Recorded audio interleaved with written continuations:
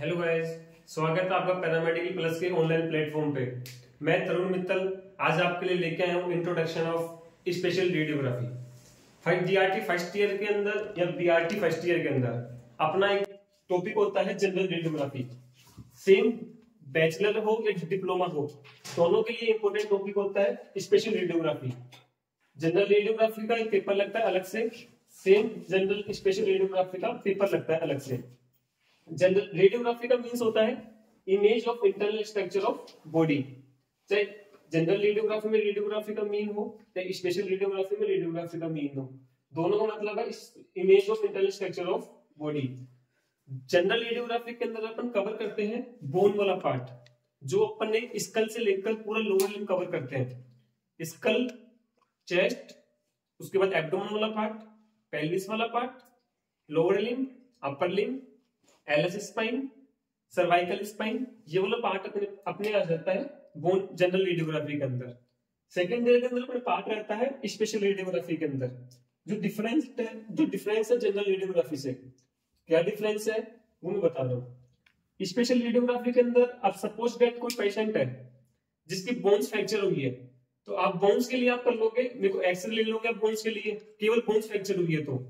जैसे कि अपना नी होता है, नी के 3 व्यू होते हैं, एपी, लेटरल और स्काइलियन व्यू। पैटेला अपने को तीनों व्यू के अंदर नजर आती है, लेकिन अपने को एक स्पेशलिटी अपने को पैटेला बोन देखनी होती है, उसके लिए अपन व्यू करते हैं स्काइलियन व्यू, राइट। सेम यदि किसी ब्लड वेसल्स के अंदर ऑब्स्ट्रक्शन आ रहा है या ब्लॉकेज आ रहा है किसी भी ह्यूमन बॉडी के अंदर, लाइक दैट ये अपनी किडनी है। अब यदि अपन इसका एक्सरे लेंगे, एक्सरे के अंदर अपने को ये पता लग जाएगा कि हाँ इसके स्टोन है, क्योंकि यदि उसका यूरिन फ्लो नहीं बन रहा, उसका यूरेटर या फिर यूरिनरी ब्लैडर या किसी का रुक रुक के बाथरूम आता है, टॉयलेट आता है, तो उसका ये पता लग जाता है कि हाँ इसके स्टोन है।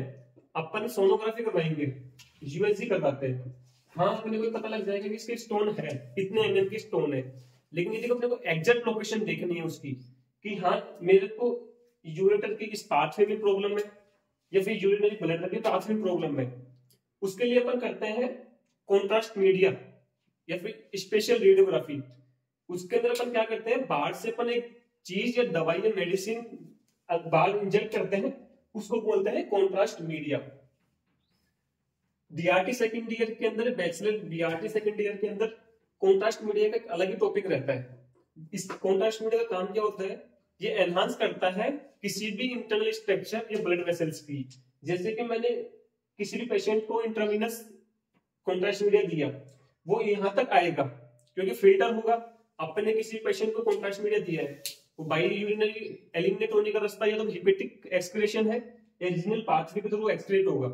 यदि वो रीजनल पाथवे के थ्रू एक्सक्रीट हो रहा है तो किडनी से फिल्टर होगा, यूरिन किडनी से फिल्टर होगा, तो मान लो कि आपके यहाँ पे स्टोन आ रहा है, तो यहाँ तक तो कॉन्ट्रास्ट मीडिया यहाँ तक तो आ जाएगा, लेकिन इसके बाद यहाँ से नीचे फ्लो नहीं कर पाएगा।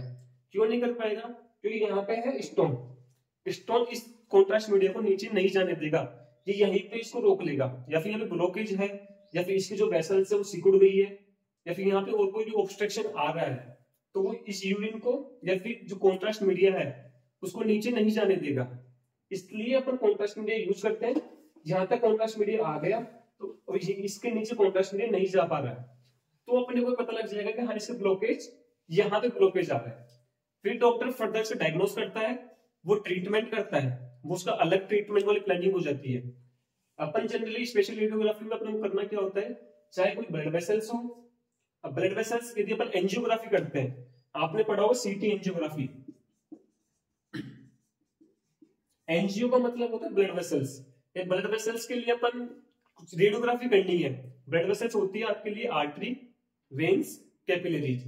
यदि आर्टरी के लिए मैं स्पेशल रेडियोग्राफी करता हूं उसको बोलते हैं आर्टेरियोग्राफी, और यदि वेन्स के लिए मैं रेडियोग्राफी कर रहा हूं उसको बोलते हैं वेनोग्राफी। तो यदि किसी की ब्लड वेसल्स के अंदर ऑब्स्ट्रक्शन आ रहा है, ब्लॉकेज आ रहा है, लाइक दैट किसी के सेरिब्रल हेमरेज हो जाता है, या फिर वहां की जो ब्लड वेसल्स है जैसे कार्डियक वेसल्स होती है वो ब्लड सप्लाई करती है अपने को हार्ट को, और जो अपने कैरोटिड आर्टरी होती है वो ब्लड सप्लाई करती है अपने ब्रेन को। यदि कैरोटिड आर्टरी के अंदर ब्लॉकेज आ रहा है, मतलब कैरोटिड आर्टरी वहां पे सप्लाई नहीं कर पा रही है ब्लड को, तो अपने को पता लगाना पड़ेगा कि कहाँ पे उसके ऑब्स्ट्रक्शन आ रहा है। तो अपन उसको कॉन्ट्रास्ट मीडिया देंगे, कॉन्ट्रास्ट मीडिया जहां तक जाएगा मतलब वहां तक ऑब्स्ट्रक्शन, वहां तक सही चीज है। जहां पे कॉन्ट्रास्ट मीडिया जाके रुक रहा है या जहां पे वो एनहांस कर रहा है चीजों को, मतलब वहां पे ब्लॉकेज आ रहा है। वैसे ही चीज होती है यदि कोई ग्लैंड्स है, लाइक दैट अपने पास सलाइवरी ग्लैंड्स होती है। 3 पेयर होता है सलाइवरी ग्लैंड्स के अंदर, जो अपने लिए सलाइवरी ग्लैंड्स के 3 पेयर होता है। तीनों ग्लैंड्स के अंदर यदि किसी में भी ऑब्स्ट्रक्शन आ रहा है, सलाइवा नहीं बन पा रहा किसी के, अब सलाइवा नहीं बन पा रहा वो तो या तो फिर किसी एक के प्रॉब्लम से हो सकता है, या किसी दूसरी डक्ट के प्रॉब्लम से हो सकता है, किसी तीसरी डक्ट से प्रॉब्लम से हो सकता है। लेकिन अपने को एग्जैक्ट पता कैसे चलेगा कि कौन सी डक्ट्स के अंदर, कौन सी ग्लैंड्स के अंदर प्रॉब्लम आ रही है? तो उसके लिए अपन क्या करेंगे, तीनों ग्लैंड्स के अंदर कॉन्ट्रास्ट मीडिया देंगे। जिस ग्लैंड से कॉन्ट्रास्ट मीडिया पार हो रहा है, मतलब जहां पे ब्लॉकेज नहीं कर रहा है, मतलब उस ग्लैंड्स के अंदर कॉन्ट्रास्ट मीडिया, वहां पर कोई ब्लॉकेज नहीं है। लेकिन यदि कहीं पे कॉन्ट्रास्ट मीडिया रुक गया, जिस वेसल्स के अंदर, जिस ग्लैंड्स के अंदर कॉन्ट्रास्ट मीडिया रुक रहा है, मतलब वहां पे ब्लॉकेज आ रहा है। अपने को पता लग गया कि हाँ इस सलाइवरी ग्लैंड्स के अंदर प्रॉब्लम आ रही है, पता लग गया अपने को।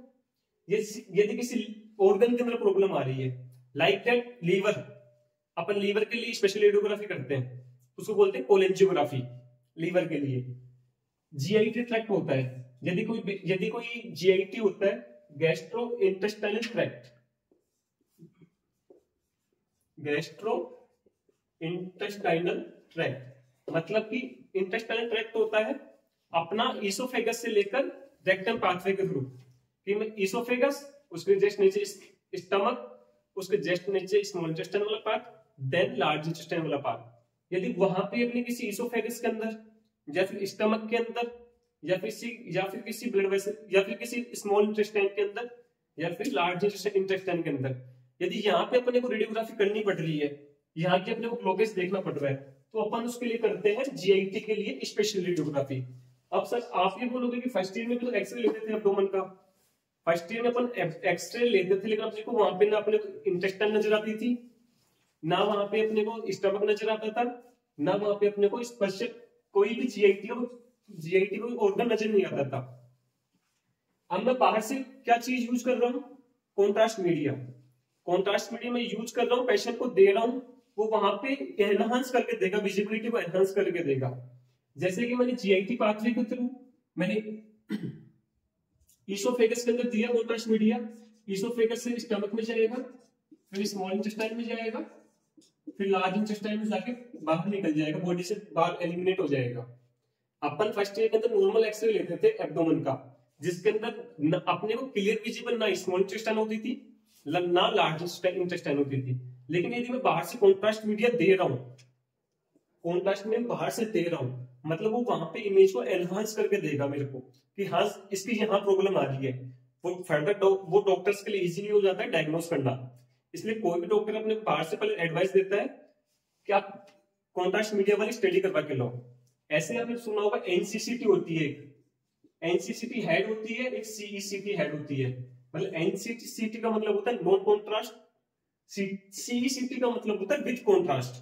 तो एक अपने पास अलग से टॉपिक निकल के आ रहा है कॉन्ट्रास्ट मीडिया, कि कॉन्ट्रास्ट मीडिया करता क्या एक्चुअली में किसी भी बॉडी के अंदर।